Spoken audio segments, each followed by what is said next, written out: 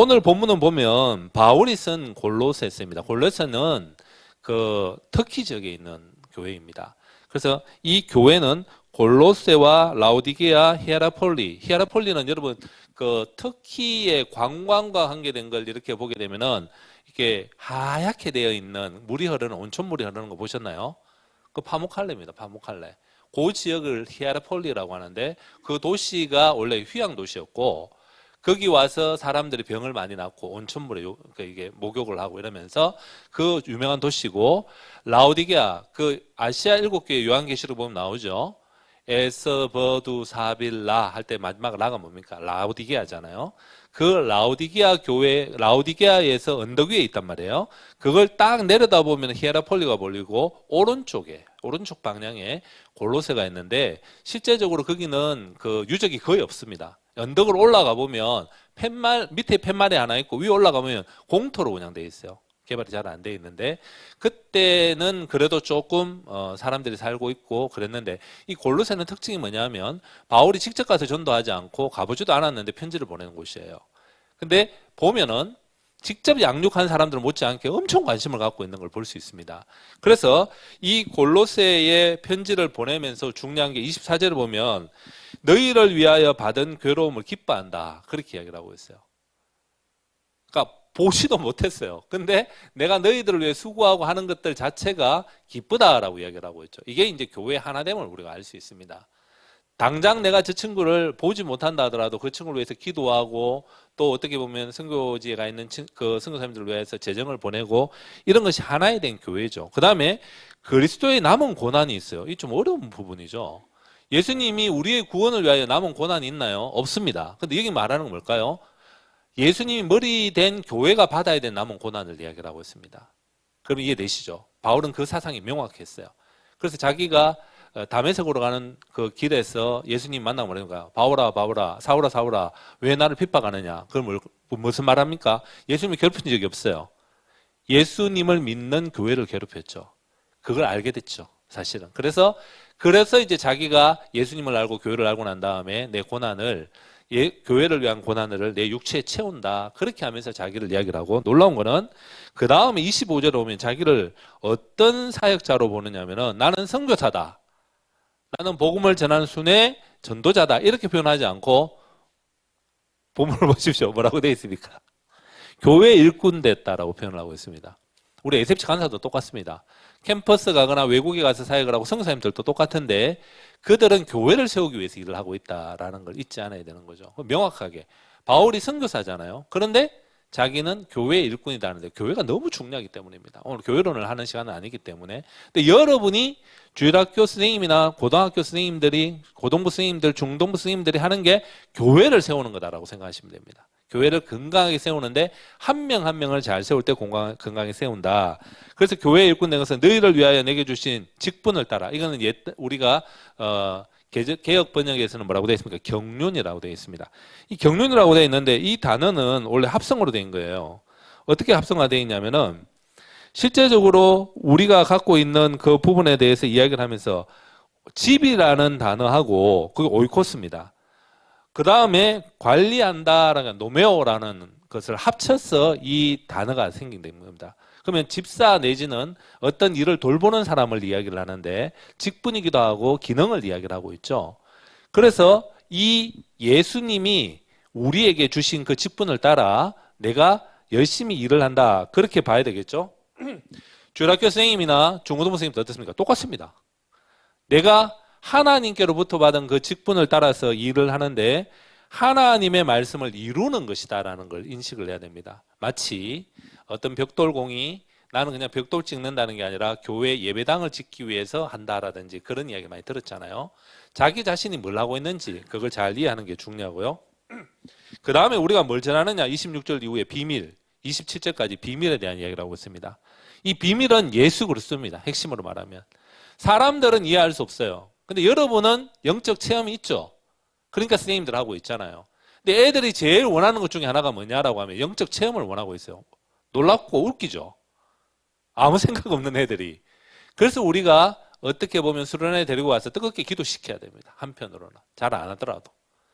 그래서 살아계신 성령 하나님의 영적인 체험들을 통해서 알게 되는 것을 경험하도록 만들어야 되는 거죠. 이게 참 어렵습니다. 옛날에는 선배들이 막 뜨겁게 기도하고 진짜 성령의 역사 찬양하는 가운데 성령이 임하는 걸 경험하고 이랬는데, 제가 서울 쪽에 올라가서 그 고등부 애들을 맡기 직전에 수련회에 참석을 했는데, SFC 수련회입니다.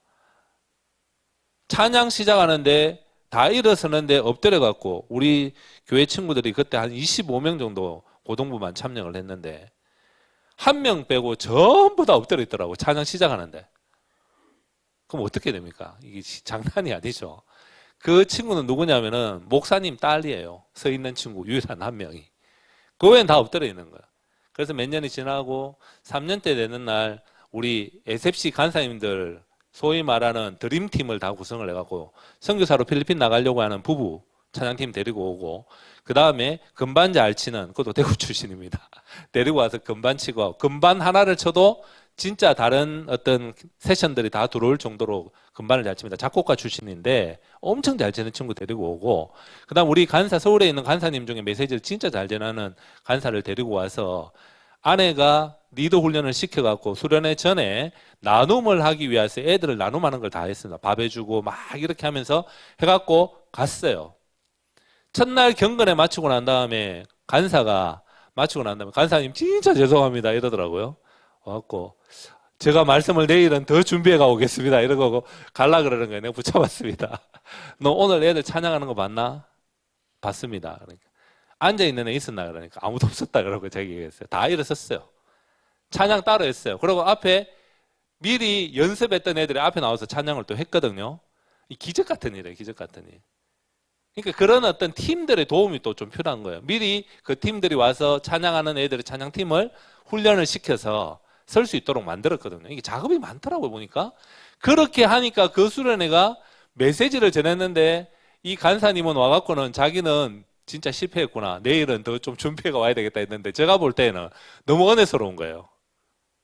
그래서 한편으로는 우리가 어떤 역사가 일어난다고 생각할 때, 아이고 내가 기준으로 볼 때 이거 아무것도 아닌데 이러고 어떡하나 그러지 말고 다양하게 하나님 역사하신다는 거죠.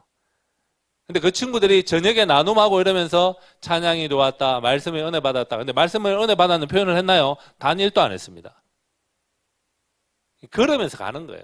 한 번씩 한 번씩. 그래서 때가 되면 하나님 인격적으로 팍 만나주시는 게 있는데, 우리는 어떤 게 있냐면은 한 번에 끝장 보고 싶은 마음이 있어요. 그러면 안 되고, 또 주일학교에 우리가 이제 중고등부의 선생님들이 가르치는 그 공과 시간에 대해서 오늘 무슨 역사가 일어나나 별로 기대를 안 하는 마음이 또 좀 있어요. 우리 인간이기 때문에 그렇잖아요. 왜? 애들이 너무 그렇게 왔는 걸 봤기 때문에.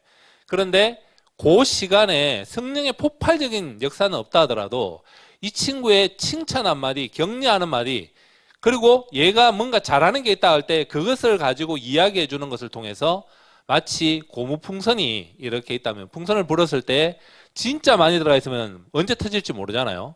상담을 할 때 그런 이야기를 하죠. 상담의 기능은 뭐냐? 그 언제 터질지 모르는 고무풍선에다가 바람을 좀 빼주는 역할을 한다는 거예요. 여유가 있게 약간 시간을 버는 거죠. 그게 여러분이 하는 주일날 공과할 때의 그것이라고 생각한다면 일단 생명을 살리는 거예요. 마음에 안정을 준다라는 거죠. 거기에 대하여 생각을 좀 하면 가는 거죠.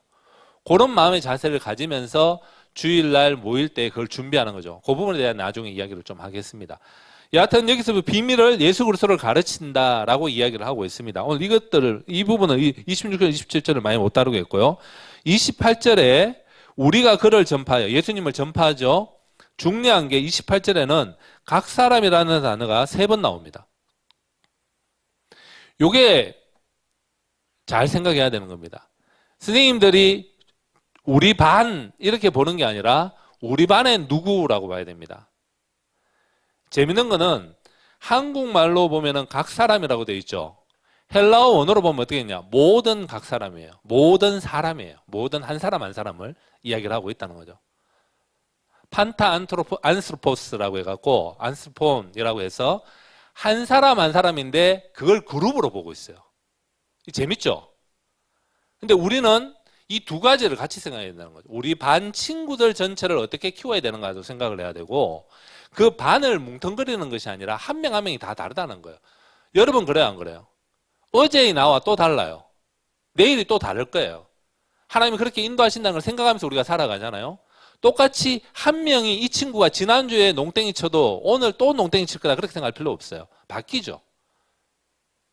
시간으로 볼 때에도 그때그때 지금 한 사람에게 집중하는 것들이 필요하고 그것뿐만 아니라 함께 있는 이 그룹의 이 반들이 어떻게 보면 진짜 유기체와 같이 성장하는 것들을 생각하면서 가르치는 이 두 가지 관점이 다 같이 있어야 된다는 거 생각해야 되겠죠. 어떻게 합니까?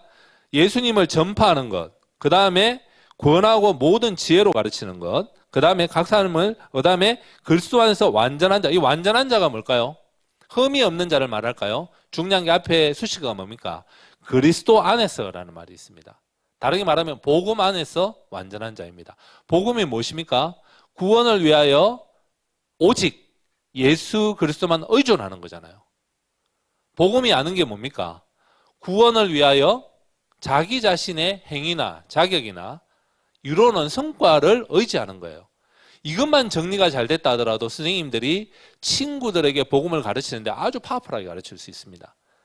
여러분, 저는 저희 세대는 중고등학교 시절에 진짜 철학 기도를 막 시키고 그 다음에 공휴일 날 있으면은 주암산 기도원에 올라가서 밤에 저녁에 이제 학교 마치고 올라가게 되면 그 다음 날까지 아침까지 잠 안 자고 계속 기도하고 또 야식 먹고 또 기도하고 올라가기 전에 찬송가 10개 정도 다 외우게 오고 요한복음 진실로 몇 번, 진실로 집진실로 몇 번 나오는지 알게 하고 그래서 인풋을 막 넣었던 것 같아요.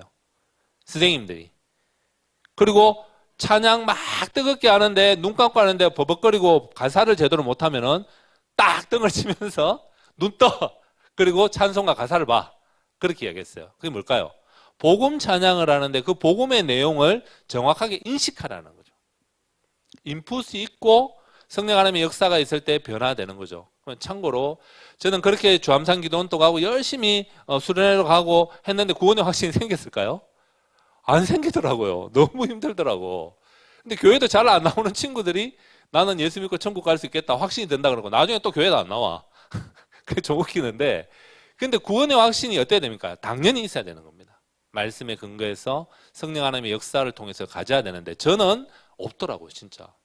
그래서 너무 고민이 되는 거죠. 내가 진짜 예수를 믿는 거 맞나? 하나님이 나를 사랑하는 거 맞나? 너무 슬프고 힘들고 그러더라고요. 집에 와서, 저 그때 이제 상격동에 살았는데, 집에 와서 하루는 한 밤 10시부터 성경을 읽기 시작했어요. 근데 새벽 한 2시 됐는지, 그날 어떻게 성경이 너무 잘 읽어지고 너무 말씀이 와닿고 해서 읽었는데, 새벽 2시쯤 됐을 것 같아요. 정확한 시간을 모르겠습니다. 예수님 믿어지는 거 있죠. 나를 왜 십자가 돌아가셨다는 게 아멘으로 받아들이셨는데 그때부터 울었어요.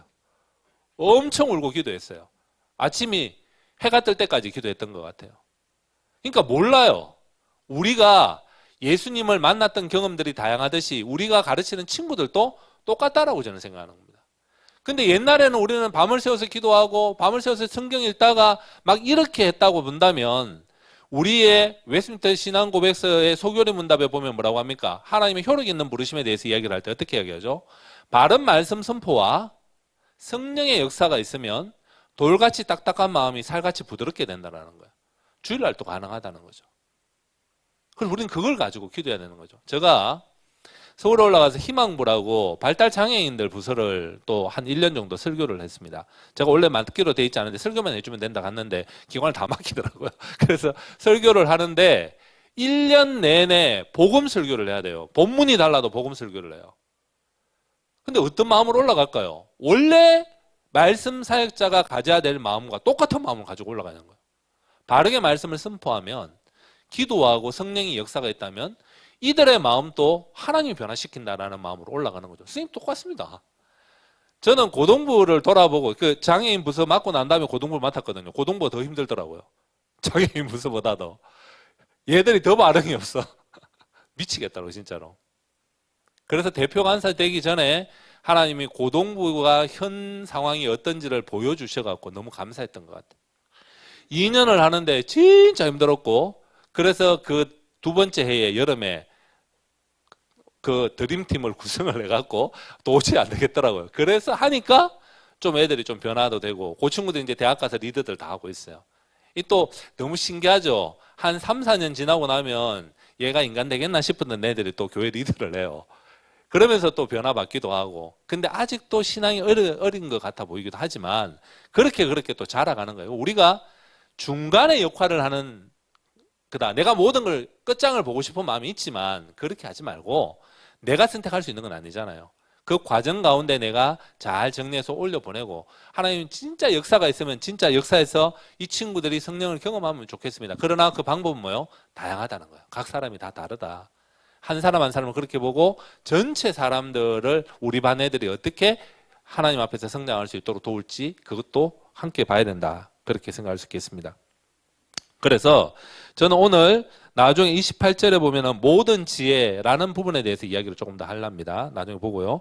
그 다음에 29절에 보면 이를 위하여 나도 내 속에서 능력으로 역사하시는 이의 역사를 따라 힘을 다하여 수고한다. 내 속에서 능력으로 역사하는 이는 누굽니까? 성령 하나님의 역사가 일어난다는 거죠. 근데 그분을 의지해야 된다는 거죠. 당연히. 근데 더 중요한 게 뭘까요? 나도 열심히 노력해야 된다는 거예요. 근데 이게 두 개 중에 하나가 빠지면 문제가 됩니다. 하나님만 알아서 하세요라고 하는 것도 문제가 되고, 내가 다 하겠습니다라고 문제가 됩니다. 예를 봅시다. 선교를 할 때 우리가 그 웨스트민스터 신앙고에서 그 교제에 관하여라고 하는 법이 나오는데, 그 교제에 관하여서도 보게 되면 공적 사적으로 사람을 도와야 된다는 것이 나와요. 그러면 선교를 할 때 돈이 많은 성도님이 어떤 분이 있다 그러면, 아이고 뭐 재직회 올리고 뭐 당회 올리니까 돈도 안 주고 이러니까 내 멋대로 해야 되겠다. 그게 교제의 한쪽이 빠진 거예요. 또 반대로 내가 아니고, 예를 들면 내가 어떤 일을 해야 되는데도 불구하고 교회에다 자꾸 느끼는 거예요. 어떤 일들이 있는데 내가 당연히 긴급하게 다른 사람을 돕고 위로하고 격려해야 되는데, 아 이거 교회에 이야기해 줄게요. 이렇게 하면 안 된다라는 거예요. 긴급하게 내가 도와야 될 일들이 있고, 교회에다가 공적으로 이야기를 해서 힘있게 도와야 될 일들이 있다라는 거죠. 선생님은 어떻습니까? 똑같습니다. 둘 다 문제가 되지 않게 둘 다 잘 지혜롭게 해야 되는 거예요. 교회가 공적으로 어떤 반의 운영을 위하여 도와주는 것들이 있어야 될 뿐만 아니라 내 개인이 헌신하는 것들도 필요하다라는 거죠. 여러분 성경언금 하시죠? 또 구제언금도 하시잖아요. 우리 담당하는 친구들을 그 부분에 좀 넣으십시오. 얘들을 구제하기도 한다 그러고 선교한다 생각하고, 선교지예요, 선교지. 사실은 그 친구들을 잘 양육하는 데 재정과 시간을 투자한다, 그런 마음을 갖는 것이 중요하다라고 하는 거죠. 그래서 저는 오늘 본문을 정리하게 되면은 세 가지 정도를 생각할 수 있습니다. 하나는 우리가 힘껏 노력해야 된다는 거예요. 두 번째는 내가 받는 고난과 어려움들을 기쁘게 받아야 된다는 거예요.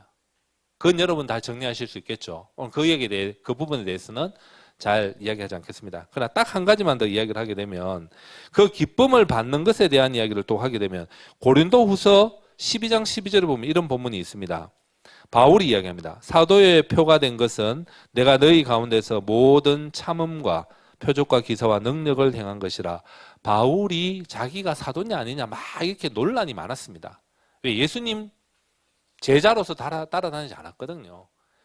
그러면서 자기가 나는 사도다, 확실한 증거가 있다 그러면서 고린도 후서 12장 12절은 뭐냐? 첫 번째 이야기하는 게 뭐냐? 내가 말씀을 잘 가르치잖아, 내가 능력을 행하잖아, 이런 말을 안 하고 첫 번째 한 게 뭐였습니까? 오늘 본문이 아니고 고린도후서 12장 12절에 모든 참음입니다. 모든 참음. 다르게 말하면 선생님들에게 적용하면 어떤 겁니까? 내가 선생님, 야 네가 무슨 선생이야, 이렇게 누가 이야기했다 그러면 내가 모든 참는 이걸 봐라, 선생 아니면 이거 참겠냐, 그렇게 적용해야 된다는 거죠. 주일학교에서 가도 올라와갖고 이제 중학교 1학년에서 2학년 올라가는 애들이 동일 수련원에서, 안타깝죠, 동일 수련원에서 수련을 하는데, 이제 애가 저녁 경건을 마치고 난 다음에 조별 모임을 하기 전에 쪼르륵 3명이 왔더라고요, 여자애들이. 그래갖고 조장을 바꿔달래요. 그래서 왜 바꿔달라느냐, 여러분 생각을 한번 해보시죠. 왜 바꿔달라 했을까요? 왜 바꿔달라 하느냐. 지금 이제 시작을 해야 되는데 왜 바꿔달라 하느냐. 보고 도망 나온 거야, 지금. 딱 첫 마디가 뭔지 압니까? 너무 못생겼어요. 너무 못생겨 대놓고 이야기하는 거예요. 예쁘장하게 생긴 중학교 1학년짜리 이제 2학년 올라가는 애들이 쪼르륵 와갖거든. 조장 바꿔주세요. 이유가 뭐냐? 못생겼어요. 그거예요. 여러분, 선생님이 있는데 선생님 바꿔주세요. 선생님 너무 못생겼어요. 이러면 어떤 마음이 들겠습니까? 참아야죠. 참고 가르쳐야죠. 얘들 인간 만들어야 된다. 이렇게 생각하면서 참는 거죠. 그게 내가 선생님 된 증거 중에 하나라는 거예요. 오해받을 수도 있고 뭐 여러 가지가 있는데 저는 이 본문을 읽을 때마다 늘 저 자신이 간사인 거, 목사인 거 이런 것들을 돌아보는데 진짜 오래 참는 게 내가 사역자인 증거다. 이렇게 하니까 진짜 부끄럽더라고요. 지금도 좀 그런 부분이 있는데 선생님들도 이제 그렇게 좀 하면 좋겠다 생각이 있습니다. 그래서 저는 오늘 세 가지 이야기했죠. 힘껏 노력해야 되는 거. 두 번째 참는 거에 대한 이야기였습니다. 그 다음에 오늘 제가 주로 이야기하고 싶은 것은 뭐냐라고 하면 28절에 모든 지혜에 대한 이야기를 하고 싶습니다. 모든 지혜. 여러분 모든 지혜 이러면 어떤 마음이 딱 드나요? 1차적으로는 성경의 각종 지혜라고 볼 수도 있습니다. 그런데 성경의 모든 지혜라고 할 때도 이것이 이제 방법론적인 다양한 것들을 분명히 이야기한다는 걸 알 수는 있습니다. 다른 번역 성경에는 지혜를 다하여라는 표현을 씁니다. 그럼 내가 갖고 있는 지혜를 다했어.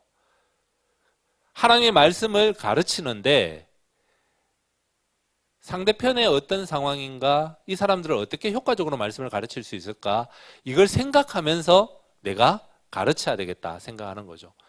여러분 학생들이 어떤 상황인지 알기 위해서 요즘 좋은 자료들이 너무 많이 나왔습니다.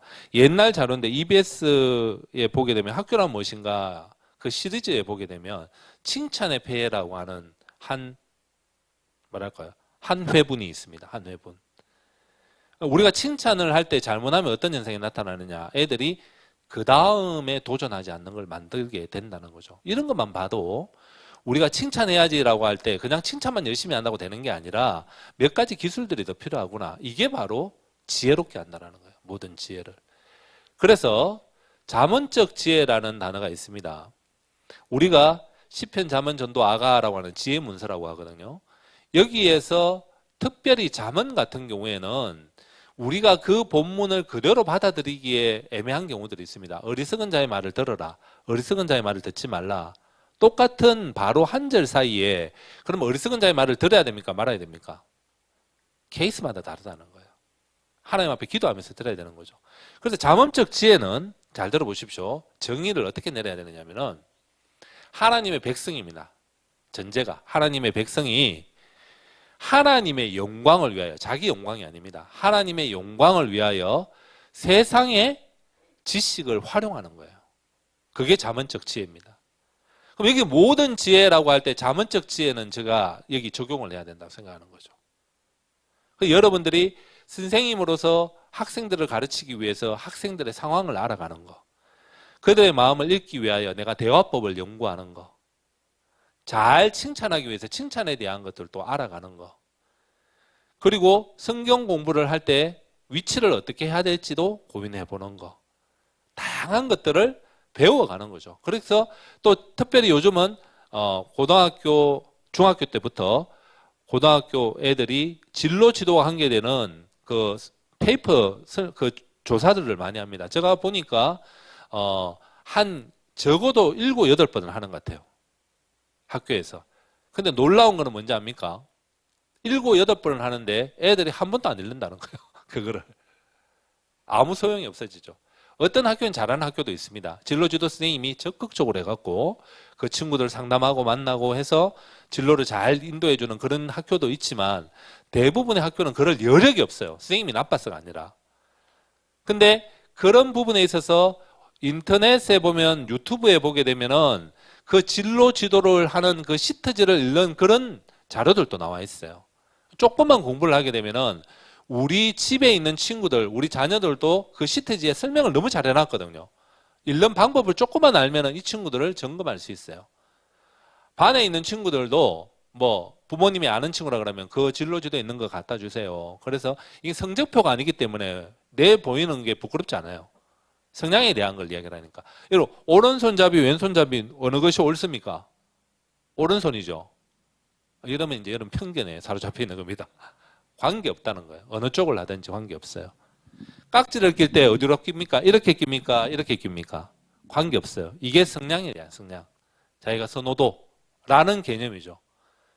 그렇기 때문에 이걸 보고 자기가 어떻게 할 때 공부를 잘하는지, 효과가 높아지는지, 또 어떤 성향을 갖고 있는지, 홀랜드 검사나 그 다음에 이제 그 MBTI 검사나 이런 것들을 다 공부를 하지 않아도 그 시트지에 나오는 내용들을 쭉 적어놓은 것들을 볼 수 있도록 그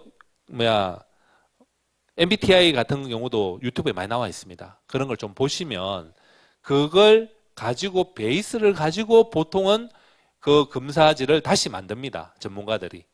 베이스가 비슷해요. 그런 것들을 연구를 해서 가르쳐 주는 게 뭘까요? 자문적 지혜라는 거죠.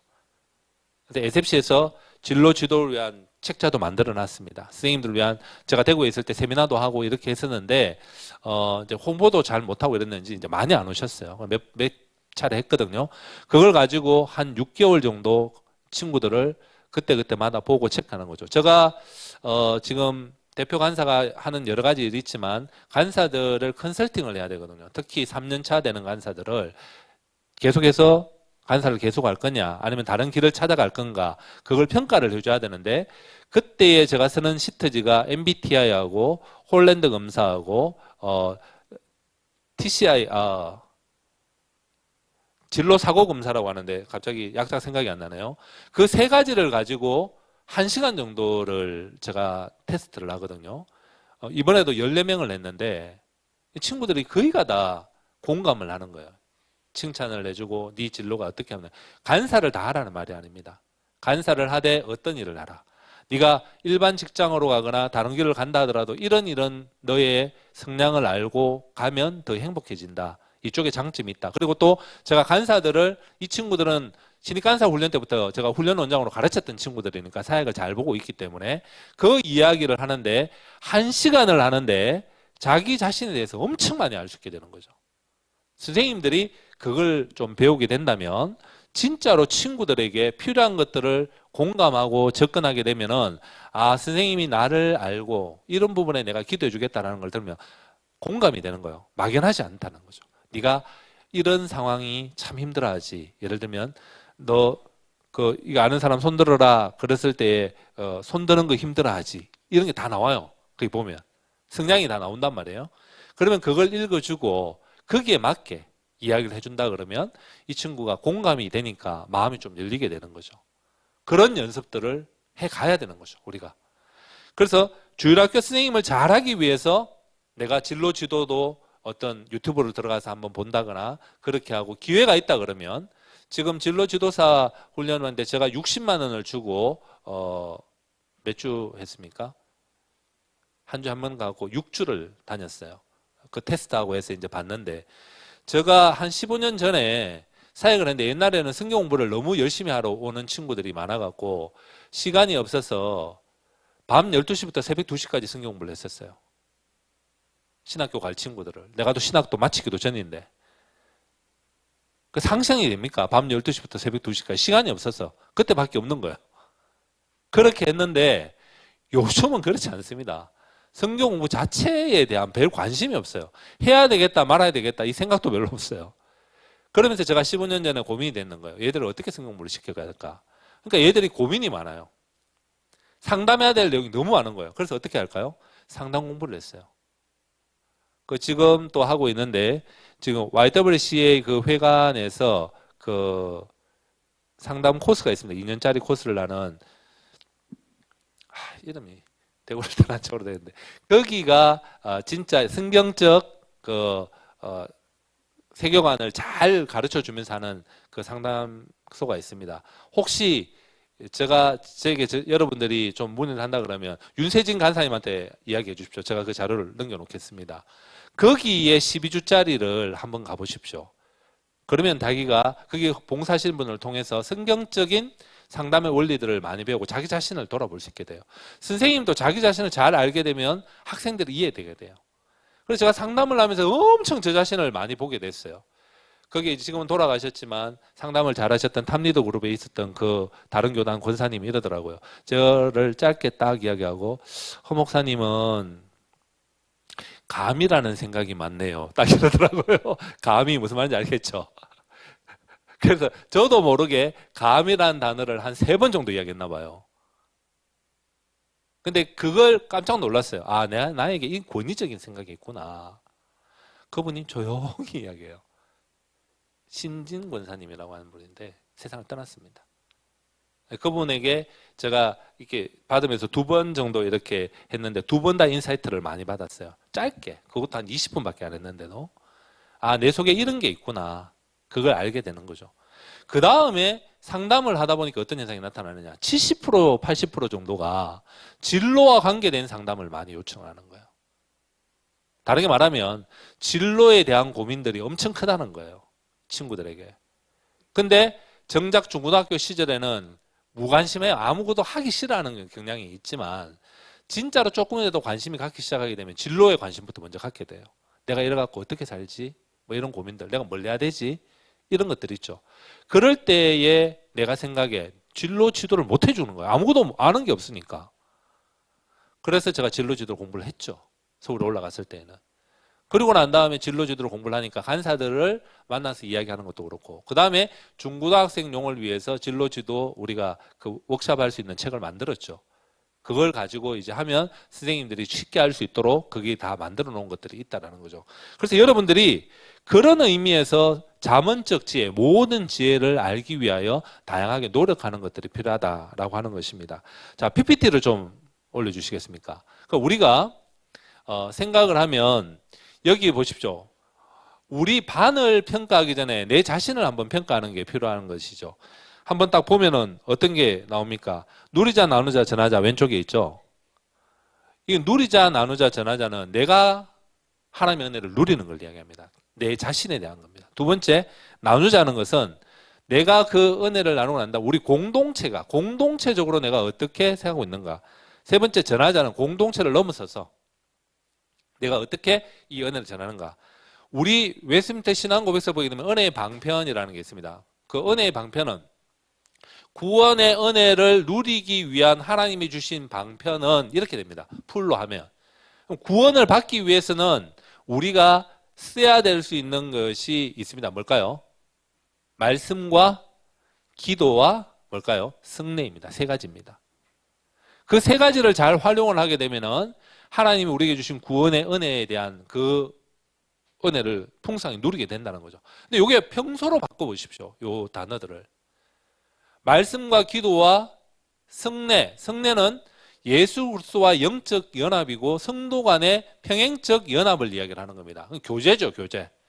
그 교제를 본다면 여러분이 일주일 동안 신앙생활을 세상에 나가서 하다가 은혜롭게 생각되는 시간이 없고 밋밋하게 지냈다 생각하고 주일날 온다면 이 3가지를 점검해 보면 어디에 문제 있는지 알 수 있습니다. 뭘까요? 말씀과 기도와 교제.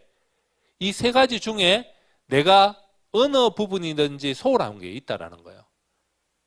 그래서 여러분들이 개인적으로 말씀, 기도, 교제를 잘 엮어 가는가. 2번째, 내 개인뿐만 아니라 공동체가, 내가 속해 있는 공동체 안에서 나는 말씀과 기도와 교제를 잘 하고 있는가. 3번째, 내가 속해 있는 공동체를 넘어서도 말씀을 전하고 싶고, 이게 전도죠, 어떻게 보면. 그 다음에 그 사람들에 의해서, 우크라이나를 위해서 열심히 기도해 주고 있는가. 그뿐만 아니라 그들을 위하여 헌금을 보낸다거나 가난한 자들을 위해서 내가 어떻게 도와야 될 건가에 대한 생각을 갖고 있는가. 여러분 스스로 개인을 한번 평가해 보십시오. 이 평가할 때 어떻게 하면 되느냐. 여전도회가 모였을 때 이 도표를 딱 가지고 포스트잇에다가 자기 이름을 적어요. 자기 이름을 적어서 내가 제일 잘하는 쪽에 어딜까 갖다 붙여라 그럽니다. 그럼 여러분 붙이게 되죠. 그러면 그 잘하는 쪽에다가 갖다 붙이면은 주로 2번째 라인인 나누자라는, 왜 열심히 모여있는 사람들이니까 2번째 라인에 말씀이나 기도 아니면 또 교제, 요쪽 라인이 강점이 있어요. 그러면 요 강점을 중심으로 다른 쪽 파트들을 극복하도록 만들어가면 되는 거죠. 자기 자신을 먼저 평가를 해보십시오. 근데 우리 고신척은 거의가 맨 밑쪽이 약해요. 사실은. 연합은 그래도 좀 우리 여전도회, 남전도회, 장로회, 연합회 이런 것도 괜찮을지는 모르겠지만 전도나 또 다른 외부적인 사람들을 돕거나 이것들이 조금 약한 경향이 있습니다. 그걸 내가 극복해야 되겠다라고 생각을 하고 평가를 할 수 있겠죠. 반 친구들에게 이걸 설명을 해갖고 안 붙여보면은 잘 따라 하지는 않겠지만 여러분이 생각해 보십시오. 물어보면, 대화를 해보면, 아, 얘들이 어디에 좀 강점이 있다. 그러면 그 강점 중심으로 다른 것을 보완시켜야 됩니다. 보완. 하기 싫은 것부터 시켜가고는 절대로 안 됩니다. 애도 교제하는 거 좋아한다. 교제하는데, 먹고 노는데, 먹고 놀기 전에 10분 정도 성경을 읽고 같이 놀자. 그렇게 하는 거죠. 치킨 사주고. 그럼 애들이 같이 모여서 노는 것만 좋아하느냐? 아니다. 나는 기도하는 게 좋다라고 생각하는 한두 명이 있을 수 있습니다. 근데 다른 친구는 기도하는 거 싫어. 그럼 어떻게 해야 됩니까? 이 친구에게 대표 기도를 시킨다거나 다른 친구들을 위해서 어떤 기도를 해주면 좋겠느냐 물어서 그 친구가 대답하게 하고 그럼 요걸 위해서 우리 짧게 기도하자든지 자꾸 접촉점을 넓혀가는 거. 한 사람 한 사람이 그 성향이 어떤지를 알아보는 거. 여전도에도 1년 4학 계획을 세울 때 우리가 어디가 제일 강하냐? 약한 부분을 어떻게 해야 될까? 이걸 해보면 됩니다. 첫 번째 원래회 때 이 도표를 딱 가지고 자기 이름을 적으라 그러고 내가 제일 잘하는 거 혼자서 성경 읽기를 좋아하느냐 성경 공부를 하는 걸 좋아하느냐 아니면 성경 공부를 같이 모였을 때 하는 걸 좋아하느냐. 근데 의외로 그 대학생 때 청년회까지는 성경 공부 열심히 했다가 남여전도에 가게 되면 좀 어려워지잖아요. 이런 것 자체가. 구역 예배 때 하는 것도 괜찮아요. 그런 것들을 또 생각하든지 다양하게 해보면 장점이 있는 부분을 중심으로 해서 약한 부분들을 나가게 되는 거죠. 구역장이 되셨습니까? 또 선생님이 됐습니까? 애들이 세상의 문제에 대하여 기도하고 도와줘야 되는 것들도 생각해야 될 거 아닙니까? 그럼 맨 밑에 있는 라인은 어떻게 될까요? 의도적으로 우크라이나와 관계되는 사진을 하나 들고 와서 이 신문 사진도 괜찮습니다. 이런 일이 있단다. 참 어려운 때 우리나라도 그랬을 때 세계에 기도해 줬다. 돈도 보냈다. 그래서 다음 주에는 작은 금액이라도 들고 와서 우리 교단에서 우크라이나 쪽에 난민들을 위해서 사용하는 그쪽으로 보내자라고 해서 참여하게 만드는 거예요. 의외로 애들이 여기에 관심을 가질 수도 있습니다. 잘 모릅니다.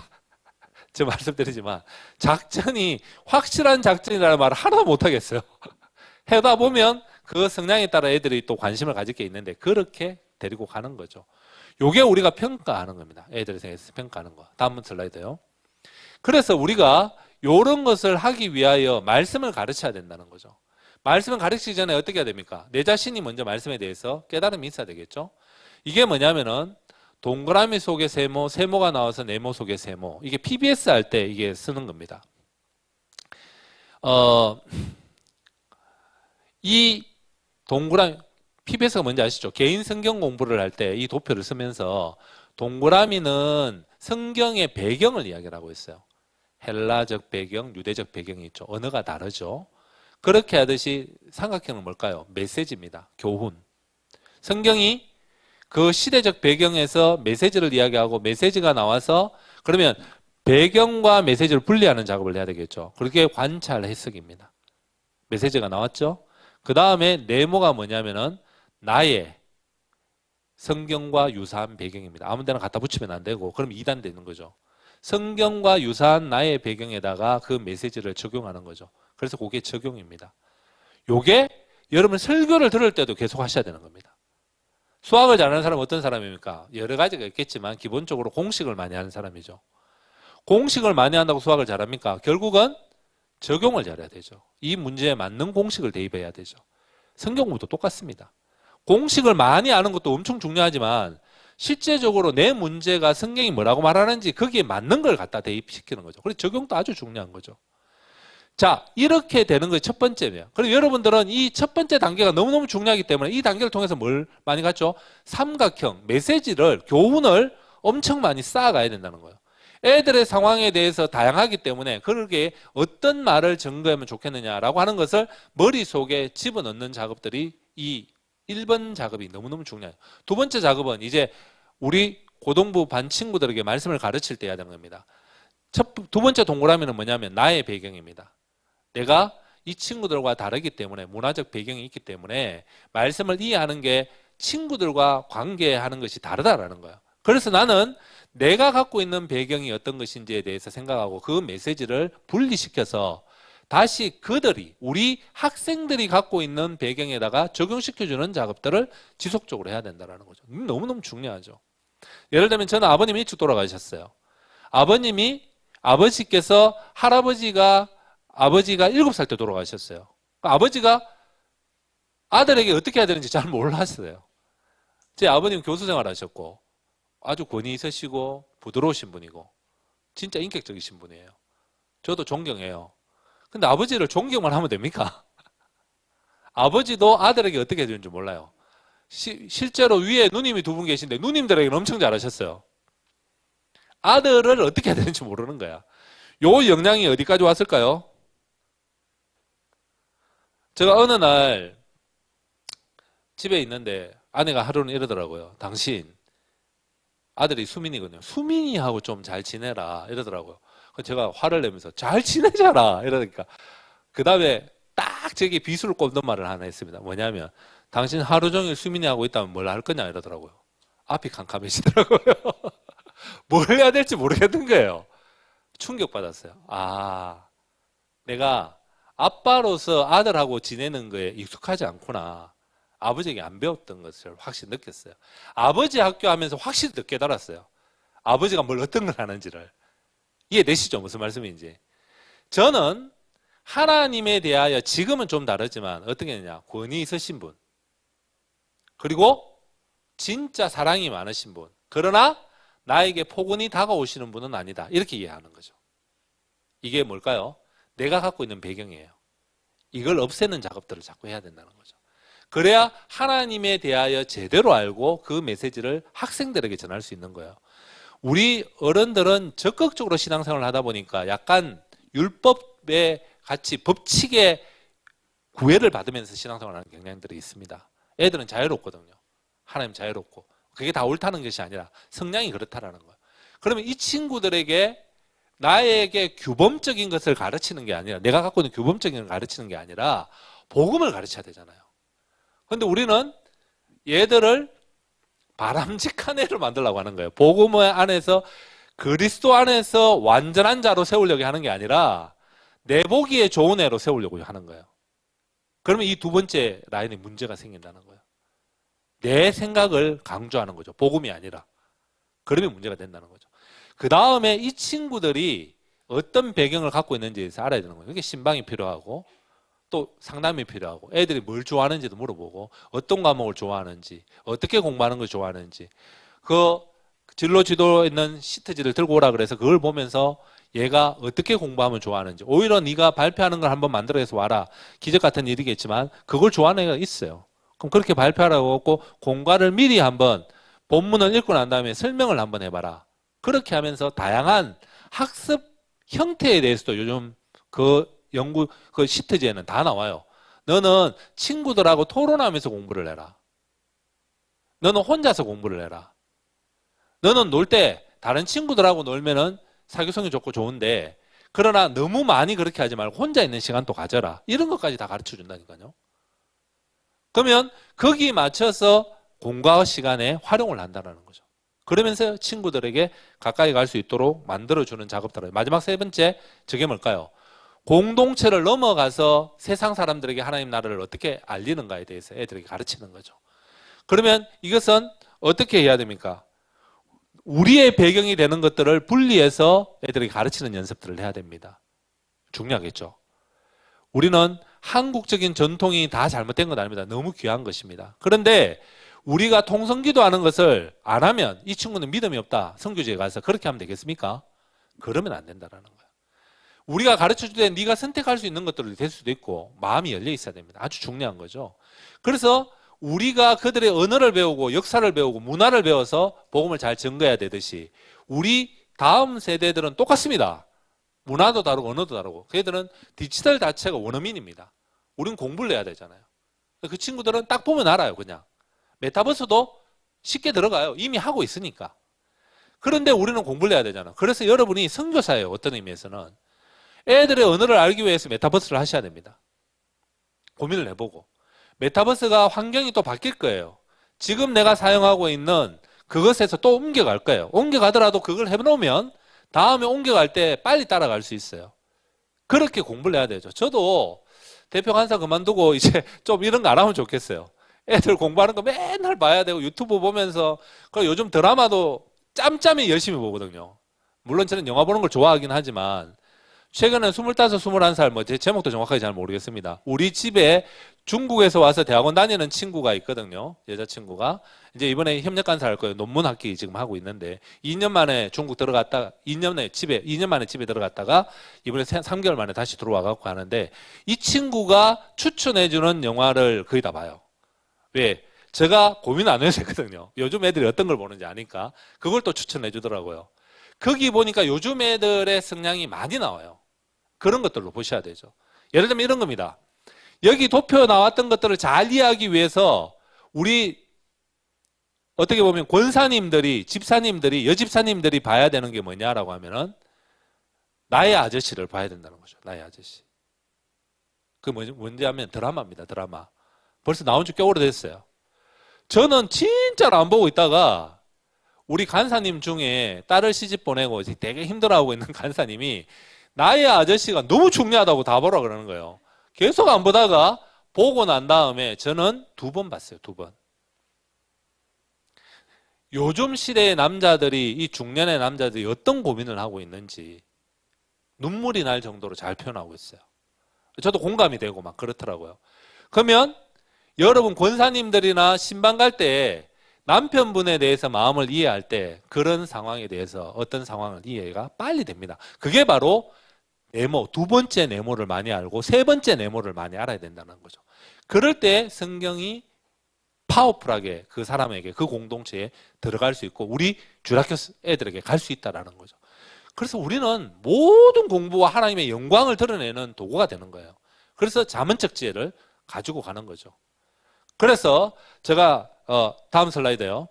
한면 이제 좀 짧게 하고 이제 마무리를 하겠습니다. 저기 보세요. 여기 대화법에 대해서 몇 가지를 이야기했습니다. 왜? 여러분 어떻게 늦게 온 친구가 있어요. 예배 시간 늦게 왔어요. 그럼 뭐라고 이야기합니까, 선생님들 보통? 왜 늦게 와서 이렇게 이야기하죠. 당연히 그래야죠. 그렇죠? 근데 어떻게 늦게 왔지, 뭐 어떤 일이 있었지 이렇게 하고 느끼면 좀 어떻습니까? 그래서 오늘 하나만 강조해서 말씀드리는데, 왜라는 말을 애들하고 만날 때 무조건 쓰지 마세요. 앞으로. 그것만 하나 배워도 괜찮습니다. 어렵더라고요. 제가 알아도 제가 안 돼요. 왜가 자꾸 튀어나와요. 왜는 따지는 듯한 느낌이 있어요. 어떻게 라면 자기가 변명하거나 상황을 설명할 수 있는 기회를 주는 거예요. 어떻게 라고 이야기하세요. 무조건. 남편하고 이야기할 때도 똑같습니다. 어떻게 오늘 늦게 왔지? 뭐 당연하지. 당연하지 이렇게 생각하면 안 되고 어떻게 늦게 왔지? 이렇게 말하면 해보라는 거예요. 달라집니다. 분위기가. 내 자체도 달라지니까. 그 다음에 감정을 질문해 줘야 됩니다. 어떤 팩트만 질문하는 게 아니라 성경 공부를 할 때 감정을 질문하고 감정을 공감해 주면 애들이 좀 달라지는 것들이 있습니다. 그것뿐만 아니라 닫힌 질문, 폐쇄형 질문과 개방형 질문을 섞어서 해야 됩니다. 애들은 개방형만 다 좋은 것 아닙니다. 단답형을 하고 그 다음에 개방형으로 하고 이런 거 기법. 그 다음에 이제 2가지가 중요한데요. 이 2가지만 배워도 진짜 중요한데, 척도 질문입니다. 이건 어디서 많이 하느냐? 병원에서 많이 합니다. 어디 통증이 있어서 가게 되면 이럽니다. 하나도 안 아프다 1. 엄청 아파갖고 눈물이 나왔고 아기 낳을 때만큼 아프다 10. 얼마예요? 몇 번이라고 할 수 있어요? 이해되죠? 무슨 말인지. 그러면 지금 한 7 같아요, 8 같아요. 왜? 기준이 자기니까. 아무 관계 없어요. 애들에게 질문 던질 때도 하나의 방법이 어떤 거예요? 네가 진짜 기분이 좋다 1. 아니죠, 10. 엄청 기분 나쁘다. 내 인생 나 끝내고 싶다. 이럴 때 1. 지금 기분 어때? 성경 하기 전에 물어보는 거예요. 그럼 자기가 어떻게 해요? 보통 한 4, 뭐 이렇게 하거든요. 그러고 난 다음에 마칠 때쯤 돼서 기분이 어때? 이러니까 뭐 한 5 됐어요. 야, 1위는 올라갔네. 그 다음에 빌미를 잡아갖고 1위 올라간 게 뭐 때문에 올라갔다고 생각해? 당황스러워요. 아무 이유도 없는데 지가 말했기 때문에 대답을 해야 되니까. 그래서 오늘 선생님이 간식도 사주고 또 성경 공부를 좀 일찍 마치니까요. 몇 마디 했습니까? 많이 했죠. 우리 고등부 임원들을 데리고 처음에 LTC를 하는데 인형 기법을 썼거든요. 선생님들이 다 놀랐어요.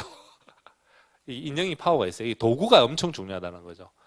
애들이 자기가 동물 인형이 엄청 많은데 우리 집에 인형 상담도 하니까 그거를 테이블에 쫙 깔아갖고 자기의 마음을 표현할 수 있는 인형을 자기의 장점이나 이런 것들을 표현할 수 있는 걸 3개를 들고 와라 그랬는데 이야기를 하는데 애들이 임원하고 이제 임사 다 합쳐갖고 12명 정도가 왔는데 한 명도 안 빼고 5분 정도 다 했어요.